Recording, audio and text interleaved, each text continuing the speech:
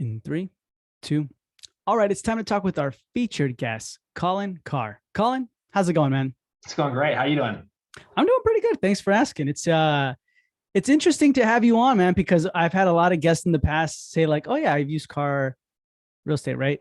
Realty," and then I never knew it actually came from someone's name That's true, man. until Yeah, it's my last name. I lacked creativity when I started the company about 13 years ago, so I just picked my last name and ran with it. and now it's huge, man. So talk to us a little bit about that. Tell us a little bit about your past, your present. How'd you get to where you are today? Yeah, I'll give you the condensed version. So started managing apartment complexes when I was 19 years old. I was fascinated with real estate. That was the first opportunity I had to get into the industry. Managed apartment complexes back in East Lansing, Michigan for about a year and a half, 2 years. Moved to Colorado in my early 20s, kept managing complexes. And then when I was 23, I got my broker's license and I started working for a gentleman that represented large retailers, Walmart, Wendy's, Blockbuster, stuff like that. And that's how I got into brokerage. And then went on to work for one of the largest firms in the country, publicly traded group that's international. And just over a handful of years, I was doing deals anywhere I could. I was doing office, retail, industrial, land, and I just started doing more and more healthcare deals. They just started popping up on my radar. And after a few years of kind of dabbling in healthcare, I saw a really obvious trend, and that was healthcare providers that didn't have professional representation were getting manhandled in these negotiations.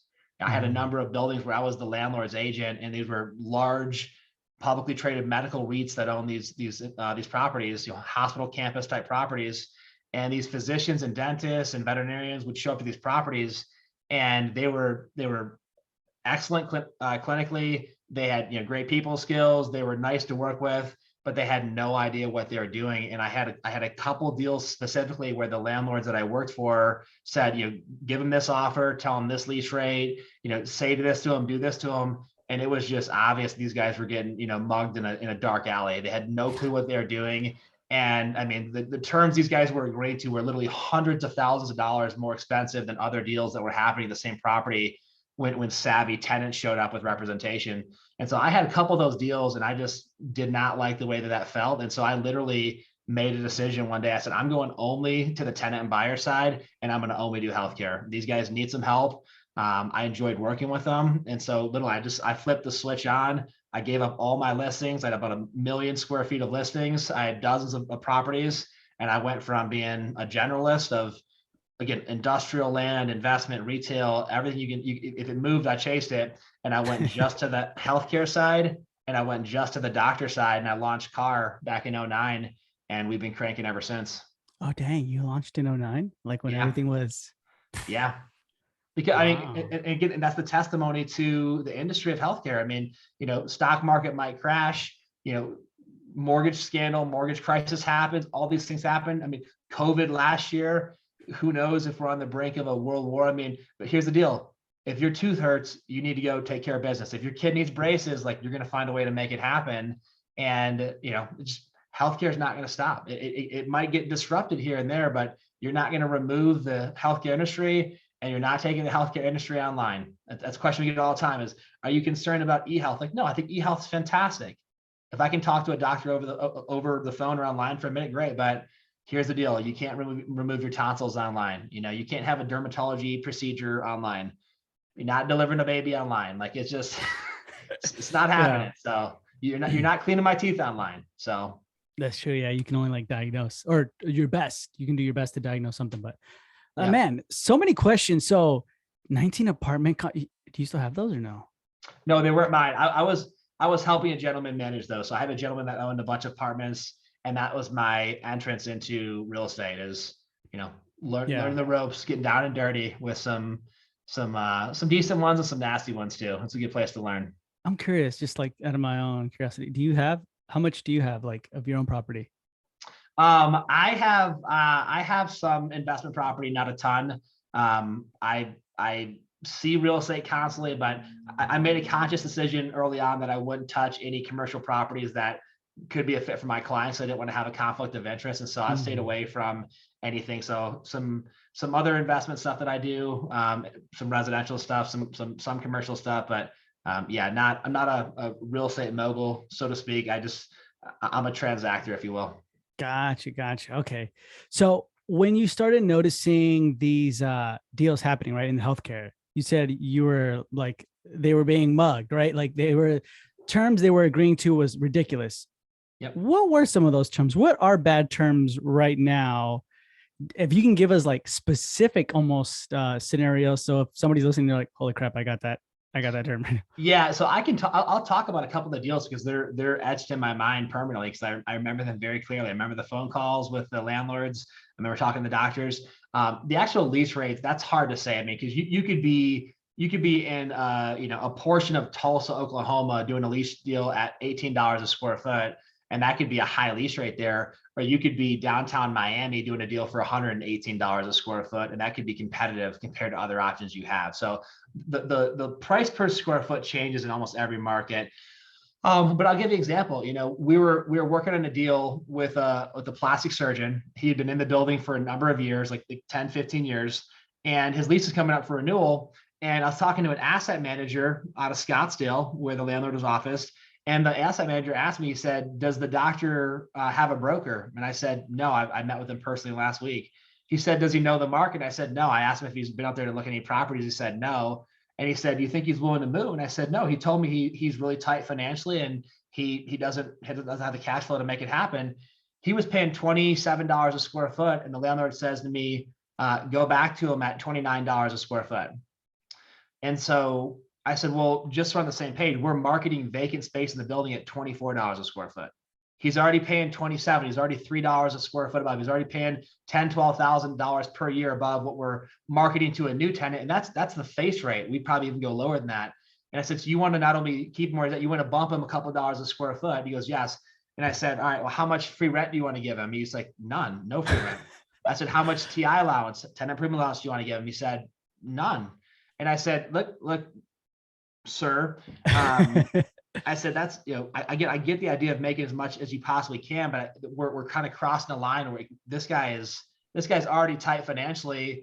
If he had representation, there's no way you would even think of proposing these terms. And he says to me, he literally says, either get it done or I'll find another broker who will. Just matter of fact. And so, so go back to the guy, and we, do a new lease with this guy, and he's overpaying now by like $5, $6 a square foot and gets no free rent, no TI allowance, nothing.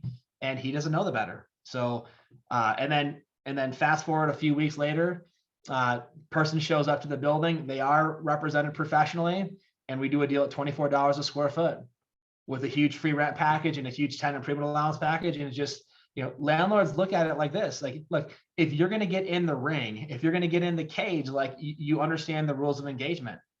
And if you don't come in prepared, you don't come in trained, if someone tries to knock you out, like, don't be surprised by it. And they're not trying. I mean, a lot of these guys, they're not jerks. It's just matter of fact. And so every time I tell the story, people's response usually is like, dang, man, these guys are getting taken advantage of. That's crazy. But I always like to flip this script and turn this around. If you were going to sell your house and your house was worth $500,000, but your broker told you, hey, listen, Michael, we could probably get $650,000. And you say, how is that possible? And you say, look, there's a couple of people in the neighborhood that aren't represented. They're calling on properties themselves. I've talked to two of them. They have no idea what they're doing. And they told me that their budget's $650,000 to $700,000. I think they'd probably pay it. Your response would be, listen, if you can sell my $500,000 house for $650,000 and we're going to get a closing, like, have at it. And you would take the $650,000. And you're not a bad guy. So it's the same thing with landlords. They're going to get as much as they possibly can. And they're going to assume that if you don't have representation, that was a conscious decision, that you think you know better. And listen, you get in the ring, man, they're going to throw some hard punches. And that's just how the game's played. Yeah. So that's why, because I've heard a lot of people say like, oh, I didn't even find a broker. I didn't even need one. Like, I didn't even need a broker. I just found my location and I did the deal and it was great. Yeah. And maybe they did their own research, I'm guessing, like, or I've noticed in some of the Facebook groups, like they'll ask questions and people will, give them a response, but it makes you kind of think how much better could your negotiation have gone, or at least or terms, right? Yeah. could be with a broker. So So what? let me make a point on that one. Uh-huh. Here's the question that I would ask that doctor: is your objective to get a deal closed, or is your objective to get the most competitive terms possible, and in doing so probably save $100, $200, $300,000? Because realistically, and this is not demeaning people, but I have a 10-year-old daughter, I have a 13-year-old son. Like, they could drive around in my car and they could call a sign and ask them what size space they have available. Like, they could go to a search engine and type in a database and find properties, and then email that person and then go get a showing set up. Like that's not the moneymaker. Like, yes, we do find properties that are not in the market. We do help evaluate properties. We have a whole site selection due diligence. That's part of the process, no question, like the quote space finding. Mhm. But the real service is provided in the actual negotiation. It's how much better of a deal could we have achieved. And here's the reality: if you have to borrow an extra $100,000 because you didn't get the right tenant improvement allowance, and you're going to pay interest on that over the next 10, 15 years, you just lost $150,000. If you're overpaying on your lease rate by, let's say, $2 or $3 per square foot, and you're in 3,000 square feet, you just lost $75,000 to $100,000 over the next 10 years. And again, you just keep on going. What if you don't get the right free rent package? What if you get 2 months of free rent? You could have gotten 4 or 5. You just lost another $25,000. And so you start going through all these different evaluations, and it's like, listen, you can lose $100,000, $200,000, $300,000 like that in real estate, especially in commercial real estate, because there's so many things. Like, what about your annual increases? What about operating expenses? Who's paying utilities? Who's paying janitorial? Who's paying for capital improvements? And there's all these different things that are negotiable. And so, it's not rocket science, all right, but there is a strategy to it, and there is a very specific way you can either win or lose. And a lot of doctors are saying, all right, if I can just get a location selected and I can get a deal done, like, that's the victory. It's like, that's not the victory. Like, yes, you accomplished something. The victory would have been getting that same property you would have gotten anyways, but saving $300,000. Then you got a victory. Yeah. Because I feel like some people are so obsessed with the location that they're like, I got to do whatever it takes to get it. Then they're in it, and then they're like, holy crap, I'm not even, I haven't even broken even yet because of rent. You know what I mean? Like, and construction has been delayed. My free rent is already gone. All these things happen. So to you, what have you seen like the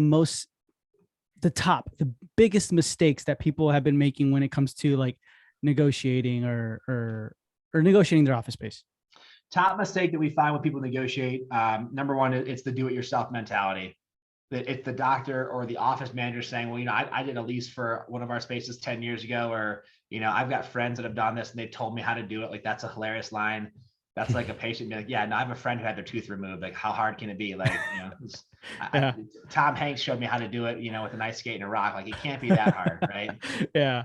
So the do-it-yourself mentality, that's laced with minds of getting just completely blown up. So that's number one. The next one is people select a property, they fall in love with it, and then they only negotiate on one property. And this is the difference between residential and commercial real estate. In residential, you take this approach. You go out there and look at properties, or you're online, all the different search engines, and you're finding the property. And then when you find it, you submit a single offer in a contract. And if the seller accepts and signs it, you're locked and loaded. You're under contract. It's a legally binding document. Now, you have the right to terminate it, but you're typically locked and loaded, and you proceed in good faith, and then you're done. Commercial real estate is different. Commercial real estate, the savvy companies, the Fortune 500, the top retailers, all these guys, they go to market and they look at 8 or 10 properties that might be a fit. Now, some markets, like let's say you're in Orange County, you might only have 3 properties to consider. You might be in Kansas City and you might have 15 properties to consider. So every market's different, but you go to market, you look at the top, let's say 7, 8, 10 properties, and then you whittle down to the top 3, 4, or 5. And then the savvy companies, they will negotiate on a non-binding basis. So it's not a binding contract. It's your trading paper back and forth, non-binding. And you might go 3 or 4 rounds of negotiations with 3 or 4 different landlords. That's the only way you're going to get to the place where for a fact if you receive the most favorable terms possible. If I pick one property and I just fall in love and I submit an offer, and that landlord or that listing broker doesn't believe that I have other options, they're not going to give me the most favorable terms. I mean, this is a guy shows up to a car dealership and says, I have to go home with that car tonight. I have to get that car. What's the best you're going to do for me? The sales rep's going to say, I don't know, 3,000 above sticker. Like, Yeah. Yeah. they're not going to do anything for you. Like, Yeah. would you throw in an air freshener? Like, maybe, but probably not if you have to go home with that car. Yeah. So, the flip side is you're talking to 3 or 4 or 5 landlords and you're going back and forth and you're negotiating simultaneously. And you're saying, listen, you guys, your lease rate's competitive, but you guys are way low when it comes to free rent or tenant improvement allowance.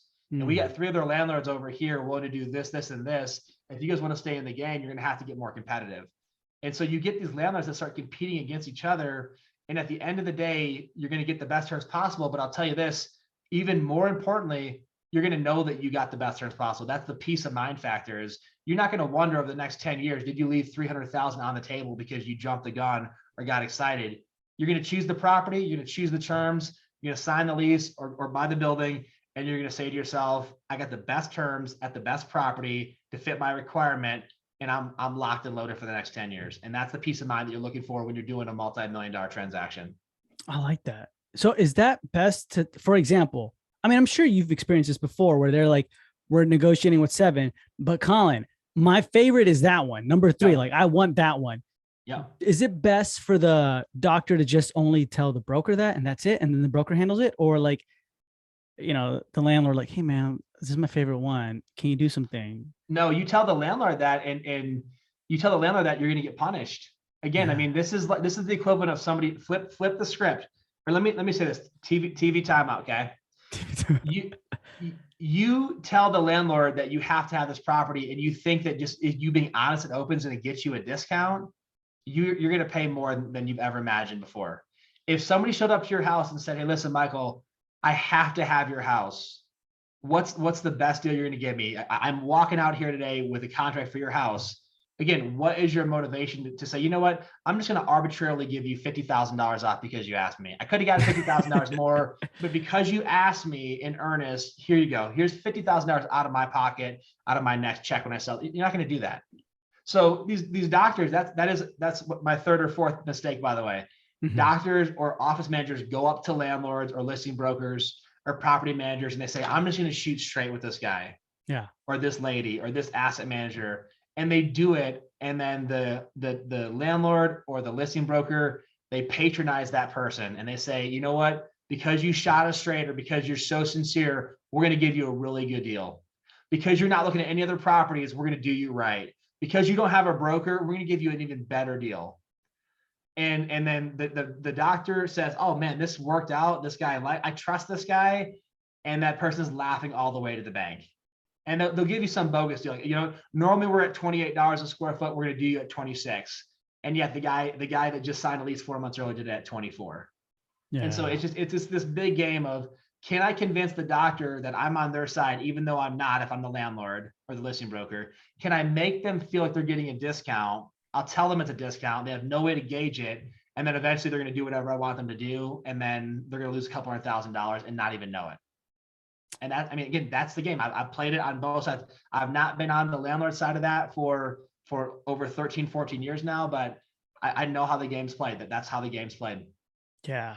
Okay. Gotcha. That's interesting. So then those would be the top mistakes right there then, pretty much, right?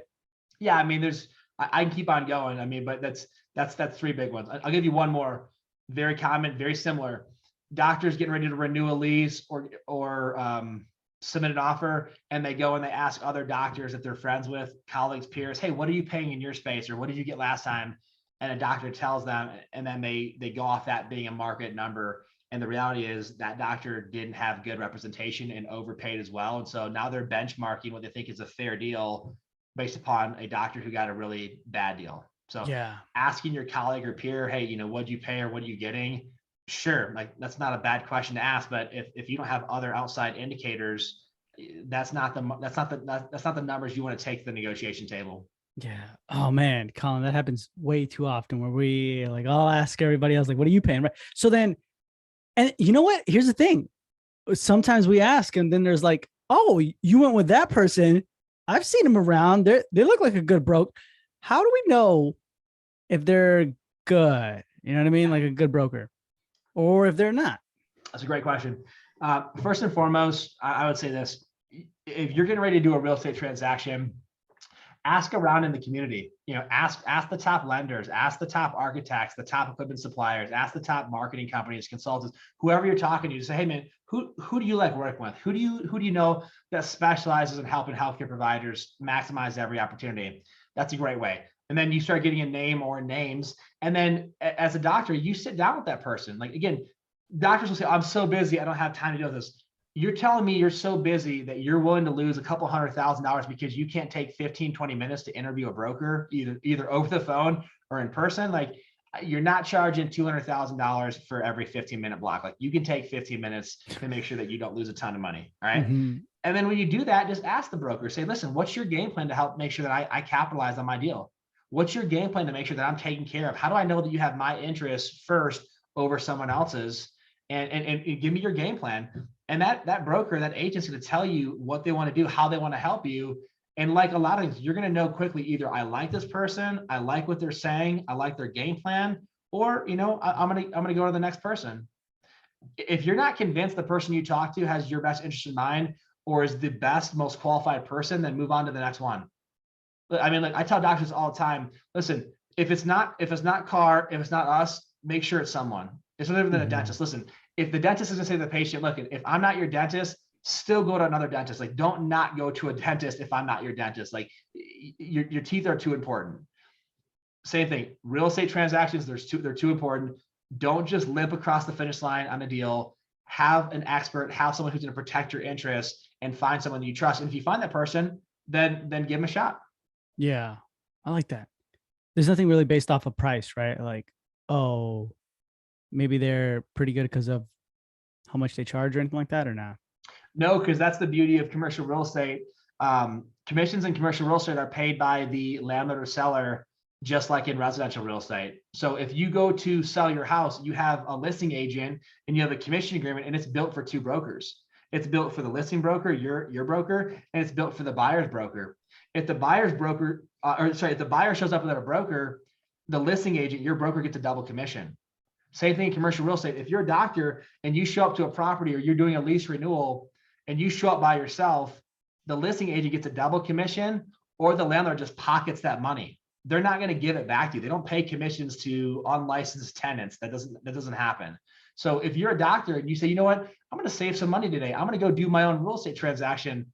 The problem is you're not on the selling side. If you're on the selling side, you could decide to do a for sale by owner or a for lease by owner and only pay one commission to the outside, but you're not determining commissions as a buyer or a tenant.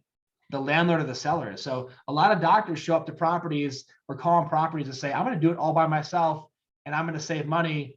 Again, the landlord's laughing all the way to the bank. The listing broker gets a double commission. So landlord gets a way better deal because you don't know what you're doing. Listing broker gets a double commission. They get paid twice. And then meanwhile, you think you saved money and you just lost a ton of money. So you just wasted 40 hours of your time. You expose yourself to complications, pitfalls, delays. You don't have the peace of mind that you've got the right property or the right team assembled for the transaction. And then the money that would have paid your broker went into the opposing broker's bank account. Gotcha. So, yeah, no fees being paid to a broker as a tenant or buyer. It's 100% free service to them. Do you see this happening a lot, Colin? Or no? Yeah, every day, man. Really? That's why I started the company. I mean, I did a significant number of deals with doctors that had no representation. And again, they just kept showing up to these properties, and I just kept watching these guys, again, get manhandled. They had no clue what was going on.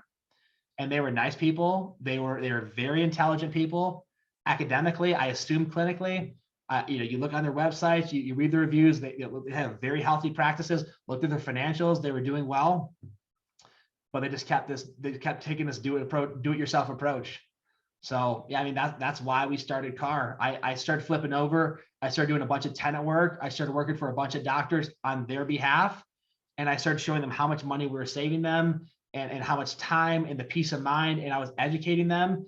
And the response was unbelievable. Like, these guys were so thankful and so appreciative that someone actually took them by the hand and protected them, that they started telling all their friends and colleagues. And all of a sudden I went from having a few healthcare providers to having literally a couple of dozen doctors that I was doing work for because these guys needed the help. Yeah. Yeah. As we're talking, you've been mentioning like the landlords are laughing all the way to the bank. And so it kind of almost seems like the landlords are a little bit the bad guys sometimes, right? Or a lot of the times. So what do you think we should, I mean, like just in general, I think if I had a really good lease happening, but the landlord sucked, like Colin, you were to come and be like, man, I did everything I could and these are the terms. And then I'm like, oh man, I appreciate it, but your landlord sucks. Yeah. What do we do in that scenario? So first of all, it would not be my landlord because I wouldn't be working for the landlord. I'm only going to be on the doctor's side. Mhm. But for argument's sake, this is what I'd tell you. I would say, listen, landlords buy and sell properties all the time. You could have the best landlord in the world and he or she might sell that property tomorrow and you get the worst landlord in the world.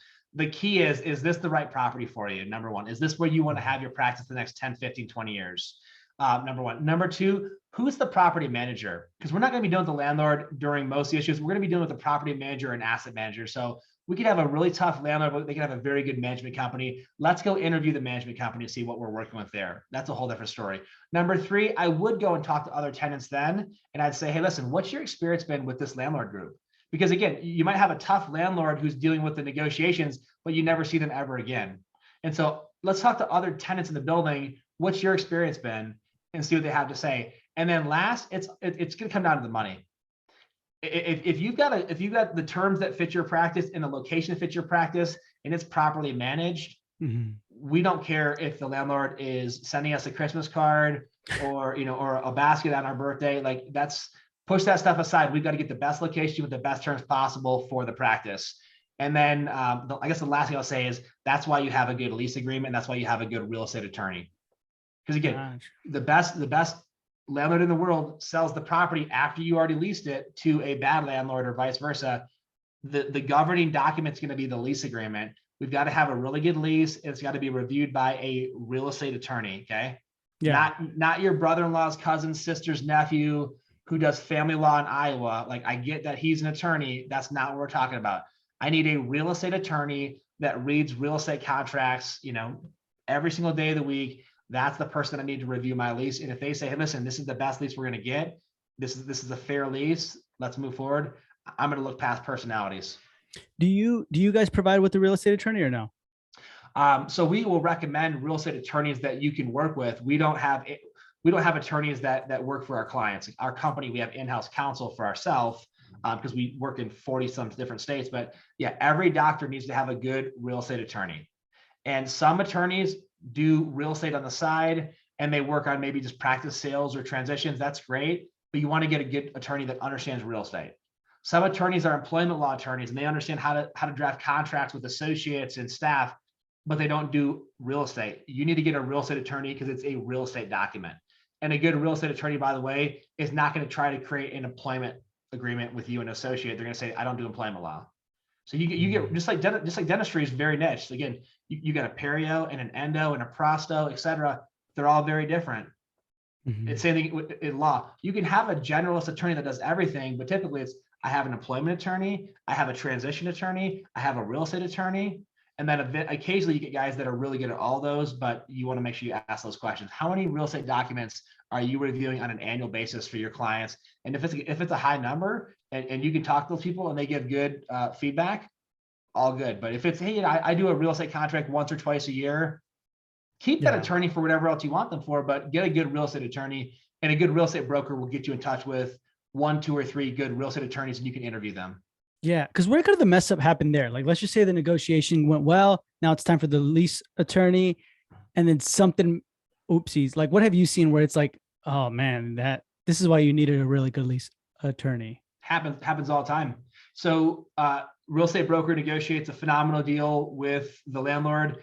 The lease document comes over. The lease language is a little bit ambiguous. The attorney doesn't catch it, doesn't draft the right language or correct the language. And all of a sudden you negotiated 6 months free for build out and then 6 months free upon opening. So 6 months free to build out the space and get the architects, the contractors in there, equipment suppliers, get it all polished up. And then once you're ready to open, then you get another 6 months free upon opening. And the landlord finagles that lease and then changes the language. And so it says 6 months twice, but it was referring to the same period. So they get 6 months free to build, but they get no free rent once they open. We see landlords pull that stuff all the time where they finagle the language. Or here's one for you. you get a tenant improvement allowance, all right, where they pay a portion of the renovation of the build out. Well, they can pay that on the gross square footage, or they can pay it on the usable square footage. Like if you measure the inside of the walls, not the outside of the building, but the inside of the walls, well, that could be a 20% difference. And so you get landlords that'll say, I'll give you a tenant improvement allowance based upon the gross square footage, and then they'll change language to the usable square footage in the lease, or they'll use ambiguous language where it becomes hard to figure it out. So you need a good real estate attorney to take the terms that were agreed upon in the letter of intent or the request for proposal that your real estate broker negotiated. And then the real estate attorney needs to make sure that what was negotiated makes its way into the lease agreement. Yeah, man. And- So that's really fishy, man, because like you guys would negotiate the right terms. And then the landlord's like, well, let's just kind of, you know what I mean? Add another synonym and then add some different words. And then that's where the real estate attorney kind of comes in. Now, I wanted to ask you, because this happens so many times, Colin. Does CARD provide not like a guarantee, but kind of like a thing where it's like, hey, yeah, you get, your 6 months free rent throughout the build out, but there's delays. And then at the same time, 6 months or some type of months for free once you're open. Do you guys do that, or no? It's like too much predictions right there. No, we negotiate that for sure. I mean, we're going to go for free rent during build out. You never want to pay rent during build out. If you're paying for a build out and you're not seeing patients and you're paying rent, you're not in the best position possible. If you agree to that one, it had to have been because you had to have that space, and you just understand that's a cost to transact there. It's kind of like houses. You might go to a house, they say, hey, this is $1 million house. Well, there's 4 other buyers. If you want it, you're gonna have to pay $1 million too. And you might say, hey, listen, I'm willing to pay 200,000 more because I've got to have this house. Now you might choose that, but not unless you're forced to. So yeah, we negotiate those deals. We don't control if there's delays though. Once you lock into that lease, if your architect drops the ball, if your contractor drops the ball, if they don't order the doors in the right time, if the millwork person is delayed, if you can't get the equipment from the supplier because they're backed up supply chain for 8 months versus 6, the landlord's not going to give you more time or more money. You have to roll with the punches there. So we try to anticipate those things. Like for instance, if you're doing a deal right now and you call up one of the top millwork or equipment suppliers in the country through one of their reps, and you ask them, what's your lead time on this cabinetry or on this chair? They might tell you 8 months. Well, you only have 6 months for build out. So you're going to have to sign that purchase contract on the equipment and order it potentially before you sign that lease. And now you're getting into a little like, again, which one do you want to do? Do you want to take a risk and order that equipment 2 months before you sign a lease and pray that the lease comes together, if not here, somewhere else, and just realize that you're hoping it lines up? Or do you want to wait until you sign that lease and then you order that equipment and then your space gets finished at the 6 month and your equipment supplier is like, hey, guess what? Your chairs will be here in 60 days. And you're sitting there in a brand new space, fully built out with no cabinets or no chairs or no technology. And you're like, wow, this space is amazing. And yet I can't see a patient, but it sure looks nice. So it just, again, moving pieces of the puzzle on this one here. Supply chain issues, permitting issues, financing. And again, all the reason why you want to have an excellent advisor quarterbacking the deal for you, telling you, hey, listen, we got to hurry up here. We're behind over here. Pause right there. We need to catch up over here. That's what a good expert real estate advisor should be doing for you. Got you. I like that. Okay. So really quick, let's just say somebody's already done this. They've done the lease and everything like that, right? It wasn't the best, obviously. Their lease renewal is coming up. What can we do now on the renewal? Number one opportunity for a doctor to make up some ground from their past lease is the lease renewal. It's the number one place where doctors can catch back up again or really capitalize. It's also the number one transaction where doctors lose more than ever before. All right. So it's both huge opportunity. It's also the opportunity where the doctors lose the most. And here's why. The easiest thing possible when you're a doctor and you're inside of a current space and you have a lease agreement and that 7 years runs up or the 10 years runs up and the landlord just slides a piece of paper across the desk and says, hey, listen, your lease is up. We'd love to have you stay here. We're going to give you a good deal. Okay. And then you're the doctor and you're like, listen, the space has been really good to me. I like it here. Landlord's been good enough and I don't have time to move. I don't have the money to move. I don't want to tell my patients I'm moving. I've got other things to deal with on the marketing side. And they just go ahead and sign that lease agreement. And they just lost 100, 200 grand like that. Yeah. So if you're dealing with the lease renewal, the game plan's simple. Hire an expert real estate agent that's only going to represent your interests. Okay.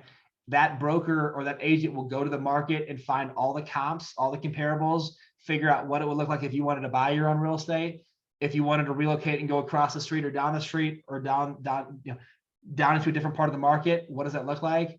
And then once they're armed with that information, now they're in a place where they can negotiate intelligently with your landlord. Because if you're a doctor and you're in a space and you've been there for 10 years and you just ask the landlord, well, if I wanted to stay, what's the best you could do for me? Again, that is a foolish statement. That tells the landlord, I have no idea what I'm doing. I'm willing to pay above market. I don't have expert representation leading me or advising me, and I don't have time to deal with this. So please have mercy on me. And they're not. And then, so you're going to get manhandled. So long answer to a short question. If you have a lease renewal coming up, you have a huge opportunity to capitalize. You've got to start at least 12 months in advance. Don't wait until you're 2 months out because the landlord knows you're not going to move at that point. You have no posture. But hire an expert advisor, do it 12 months in advance, learn the market and figure out what else is out there. And then when you negotiate with your current landlord, you're negotiating factually, not just some shot in the dark or just a bluff or a bag of please give me a better lease rate. Much better game plan. Gotcha. Yeah, because I feel like I'm trying to put myself in the landlord's shoes, and maybe they might be like, well, like let's just say Dr. Carr, right? Like Dr. Carr, man, there's inflation, there's a lot of things happening. We're gonna have to bump it up. This is what we need to do. You know what I mean? I feel like a lot of excuses can be thrown out in this scenario. You know what I mean? And that's where it becomes factual. It becomes, well, prior to me talking to you, Mr. Landlord, we've already gone to the market. I've got 3 other lease options teed up, ready to go. And you're telling me that lease rate is going to be 35 a square foot. And we got all 3 of the other landlords saying it's only 30 a square foot. And you're telling me no free rent, but I got free rent offers over here of this, this, and this. And you're telling me that you're going to give me $5 a square foot for some paint, and that's it. When I can get $35 or $40 a square foot for these landlords over here, they'll give me 10 times the amount of money. So here's the deal.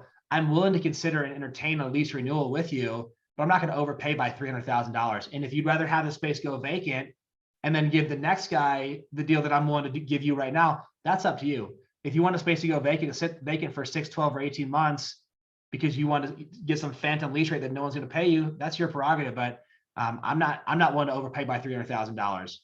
And again, you start negotiating factually, it's a different story. If you're selling me a car and you want $50,000 for that car, and I can buy the same car down the street for $40,000 from 2 other dealerships, like I'm not paying that. Like I'm going to say, hey, listen, best of luck to you. I'm going down the street. And you've got to create that posture with landlords. And that's why you can't tell a landlord, I can't move. I don't want to move. What's the best you'll give me? You can't say stuff like that to a landlord because they're gonna come at you again, cordially, respectfully, very savvy, but they're gonna play you. So you can't say that stuff to a landlord.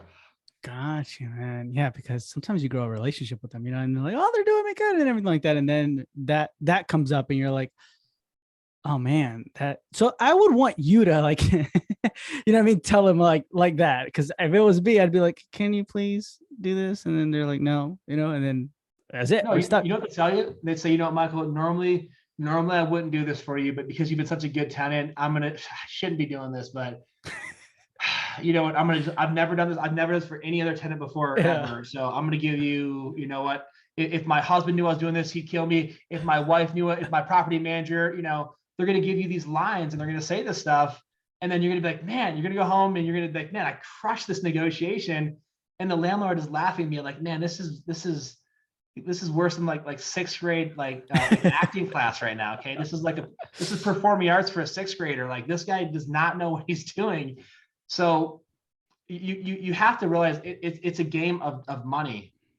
If you negotiate that landlord and you cut their lease rate and you cut their free rent or whatever, and the total savings to you are $100,000, $200,000, who in their right mind is going to scratch a check to somebody for 100, 200 grand because they asked them for a favor? Yeah, that's true. Look at this question. Think of everyone that you are close friends with, close friends, close family, relatives, etc. How many people do you know in your life that if you ask them for a $200,000 check would give you a $200,000 check? It's going to be a small number. Yeah. And then you take a landlord, just because the landlord's nice to you, or because they give you a gift card at Christmas, or they send you an Omaha steak, right? I mean, like, you think that this person they are a friend to you for a business purpose only. It is a utility relationship. And again, this is not the, hey, I need $200,000 because I'm in a crisis. That's a true friend. Okay. Yeah. The guy that wouldn't give you, the landlord's not going to give you $10 if you ask him for it. So again, I'm mixing it up here, but just the perspective, you got to realize, man, you're in a multi-million-dollar negotiation. You take the value of that lease, plus the operating expenses, plus the utilities, plus the janitorial services, plus the build out and the loan on your stuff, the interest, all the staff that you pay to occupy and serve in that space, all the insurance reimbursements, all the money, the marketing, and you got a multi-million-dollar transaction.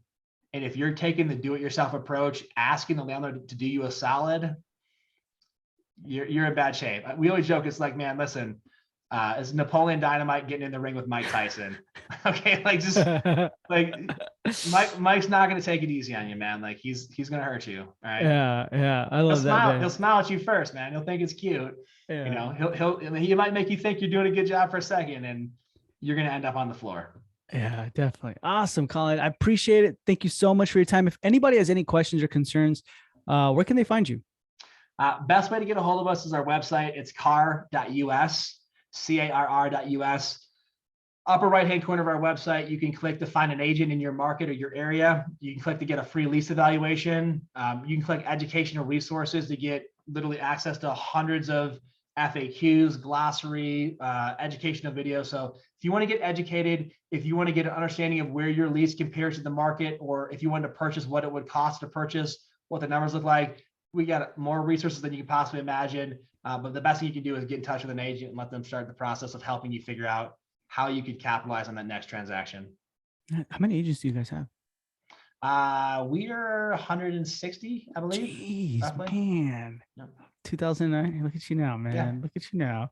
We're having fun, awesome. man. I know. That's awesome. So, guys, that's all going to be in the show notes below. Feel free to reach out to Colin. And Colin, thank you so much for being with us. It was a pleasure. And we'll hear from you soon, bud. Thanks, man. Appreciate it.